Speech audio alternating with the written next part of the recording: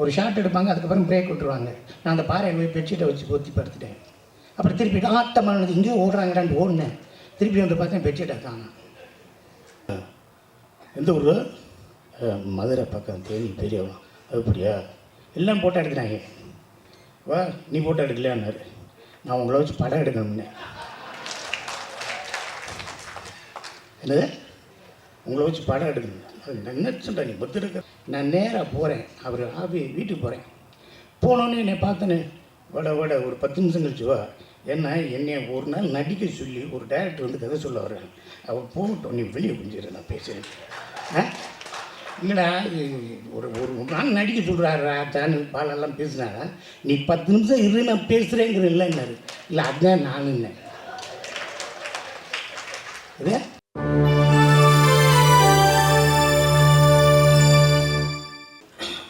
அனைவருக்கும் வணக்கம். இது ஒரே ஒரு நம்ம பிள்ளை ஒரு விஷயம் தப்பாக சொல்லிடுச்சு. அது செல்லுமணி சாரோட நண்பரில் அவரோட தம்பி நான். அனைவருக்கும் வணக்கம். ஒரு 4 பேர்லாம் தூங்கிட்டீங்க, எல்லாம் நல்லா இருக்கீங்களா? ஓகே. இப்போ கேப்டன் பிரபாகரன் அப்படின்னா அந்த கேப்டன் பிரபாகரனுக்கும் சிங்கம்புலிக்கும் என்ன இருக்குது? ஒன்றும் இல்லை. ஆனால் எங்கள் கேப்டனுக்கும் சிங்கம்புலிக்கும் என்ன இருக்குது அப்படிங்கிறத ஒரு 3 இன்சிடென்ட் பண்ண சொல்லிடுறேன். இந்த படம் ஆர்கே செல்லுமணி சார், அது ராஜ் அந்த ஷோலே படத்துக்கு அப்புறம் மிகப்பெரிய படம். அதை நான் வந்து ஓசியில் பார்க்கணும்னு சொல்லி சேம்பரில் போய் உட்காந்து அடி வாங்கி வெளியே வந்தது. அதெல்லாம் எடுத்த கதை விட்டுருங்க.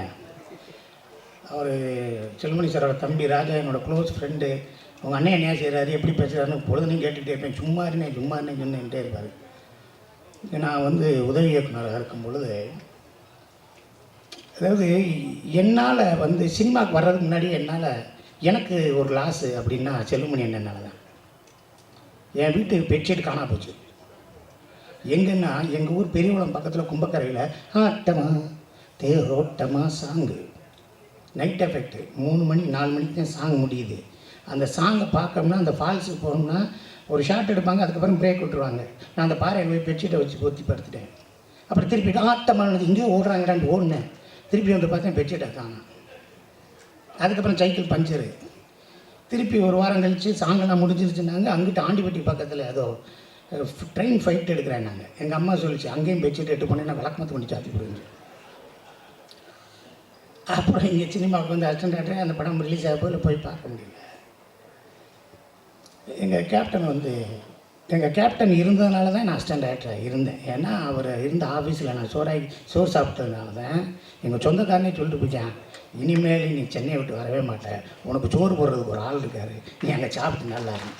அதை எங்கள் கேப்டனை வச்சுக்கிட்டே ரேணி உண்டா படத்தில் நான் தான் ஆடியோ ஃபங்க்ஷனில் நான் தான் எடுத்து நான் தான் ஆங்கராக நான் பேசினேன். அந்த பேசி முடித்ததுக்கப்புறம் எங்கள் நிக்காஸ் ப்ரொடியூசர் என்னை தாஜ் கன்னிமராக சாப்பிட போயிட்டார். அப்போ எங்கள் கேப்டன் வந்து எங்கள் அண்ணன் சுதீஷ்கிட்ட சொல்லி, அவன் சிங்கப்பள்ளி சாப்பிட்டானா எங்கே இருக்கானான்னு சொல்லி போய் பார்த்து என்னை கன்னிமராவில் வந்து சுதீஷ் சார் நீ சாப்பிட்டேன்னு சொன்னார் கேப்டனு. சொன்னேன், இல்லைண்ணே நான் சாப்பிட்டேன், நீங்கள் தானே இருக்கேன், நான் இந்த அமீர்லாம் சாப்பிட்டுருக்கோம் அப்படின்னு.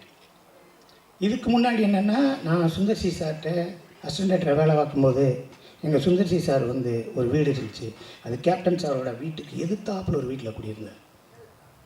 அவங்க ஐவி சசியோட வீடு, சீமா அவங்களோட வீடு. அதில் 2வது மாடியில் இருந்தார். 8th வீடு கேப்டன் சார் வீடு. நான் சாரை காலையில் பார்க்க 7:30 மணிக்கு போயிடுவேன். போயிட்டு அப்படியே பார்ப்பேன். பார்த்துட்டு இரவு 7:30 மணிக்கு மேலே மொட்டை மாடிக்கு போவேன். மொட்டை மாடிக்கு போயிட்டு எதுக்கு போவோம், நான் டி சங்கரனே கேமராமேனு எல்லோரும் போய் உட்காந்து அங்கே பேசிக்கிட்டு போய் ஏதோ சாப்பிட்டுக்கிட்டு இருப்போம். அப்போ அங்கிட்டு பார்த்தோம்னா அங்கேருந்து தூரமாக கேப்டன் நிற்பார். ஷூட்டிங்லையும் அப்படிம்பார். நான் போகணும்னே, வருஷம் பூரா ஷூட்டிங் போகிறது நீங்கள் ஒரே எழுத்தம்ல அப்படிம்பார். சரி காலையில் பார்க்கலாம் தூங்கு அப்படின்ட்டு போயிடுவார்.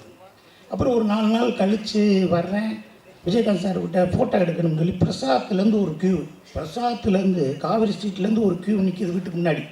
நான் அசிஸ்டன்ட் டைரக்டர் வெளியே போய் ஒவ்வொருத்தரா பொண்ணு தள்ளி விடுறேன். அப்போ விட்டுக்கிட்டே இருக்கையில் அவர் வந்து பார்க்குறாரு லேசா, இது சார் சுந்தர் சார்கிட்ட வேலை பார்க்குறாரு அசிஸ்டன்ட் டைரக்டர்னு அவரோட உதவியாளர் சொல்கிறேன். அப்படியா? எந்த ஊர்? மதுரை பக்கம், தேனி பெரியவளம். அப்படியா? எல்லாம் ஃபோட்டோ எடுக்கிறாங்க. வா, நீ ஃபோட்டோ எடுக்கலையான்னாரு. நான் உங்களை வச்சு படம் எடுக்கணும்னே. என்னது? உங்களை வச்சு படம் எடுக்கணும். அது என்ன சொல்கிறேன், நீ பத்திரிக்கிற அப்படி தட்டு பேசுகிறேன் அப்படின்னு போயிட்டார். போனதுக்கப்புறம் அஜித்தை வச்சு படம் பண்ணுறோம், உளவுத்துறை ரிலீஸ் ஆகுது, எதாவது ஆகுது, விஜயகாந்த் சார் வச்சு பண்ணணுமே எதடா பண்ணுறது, என்னடா பண்ணுறேன். அடுத்துக்கடுத்து சூர்யா வச்சு ஒரு படம் பண்ணலாம்ட்டு இருக்கோம். அதில் ஒரு நாள் கெஸ்ட் ரோல் பண்ணணும். விஜயகாந்த் சாரை வச்சு யார் கெஸ்ட் ரோல் பண்ணுறது, ஒரு நாள் யார் கெஸ்ட் ரோல் பண்ணி யாரோ பேசுகிறாங்க.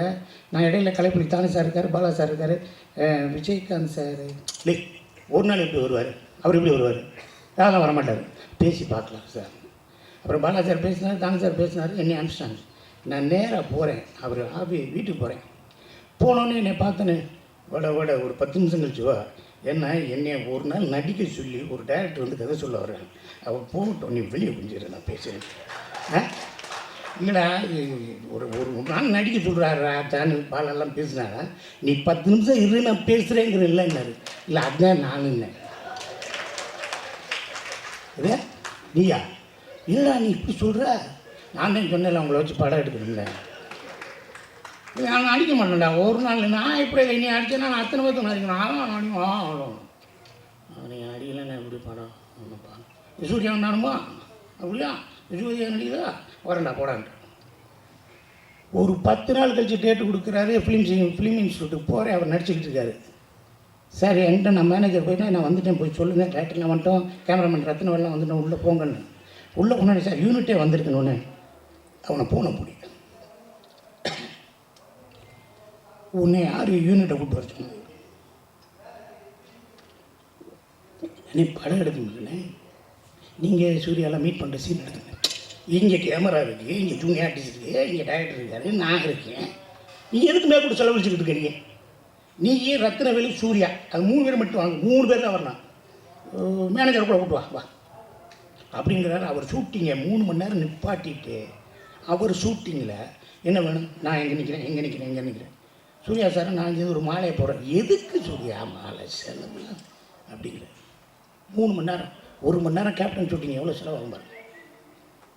அவ்வளவு நல்ல மனுஷன். டப்பிங் கூப்பிட்டு போகிறேன், அப்பயும் ஒரு பொக்கே கொடுக்குறேன். இல்லை இல்லை வர்றது டிரைவர் இவருக்கு 500 ரூபா கொடுக்குறா, இதுக்குடா ஏன்டா அப்படி பண்ணுறேன். இவ்வளோ நடந்துருச்சுங்க. தம்பி விஜய் பிரபாகரோட தம்பி சின்னவர் செம்மபாண்டியன், அவர் படம் மலேசியாவில் படம், அந்த படத்துக்கு நான் போய் நடிக்கணும்னு சொன்னாங்க.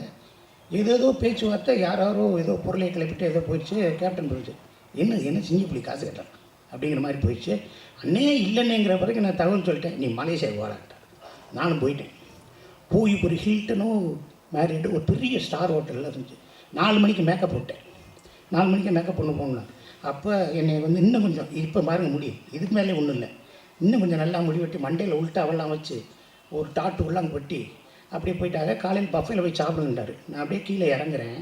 கேப்டன் அங்கே முன்னாடி உட்காந்து ஏதோ ஓட்ஸ் ஏதோ சாப்பிட்டுட்டு இருக்காரு.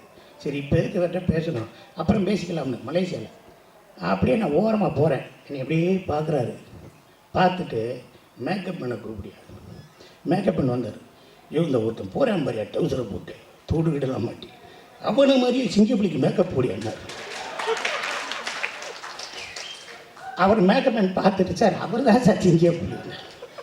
நான் அவனை கூப்பிடுறேன் எவ்வளோ அவனோட நானும் இப்படி தட்டுக்கிட்டெல்லாம் எடுத்துருவேன். என்னடா காலையில் 4 வெண்ணி முட்டையா அப்படின்னாரு. அவனை அப்படின்னு ஏன் என்னை பார்க்காம அங்கிட்டு போகிறேன், இல்லை நான் உங்களுக்கு தொந்தரவு வாடா, இவங்க இன்னும் படம் எடுத்துக்கிட்டு இருக்காங்க, அதை பற்றி நம்ம தண்ணியை டிஸ்கஸ் பண்ணோம்னாரு.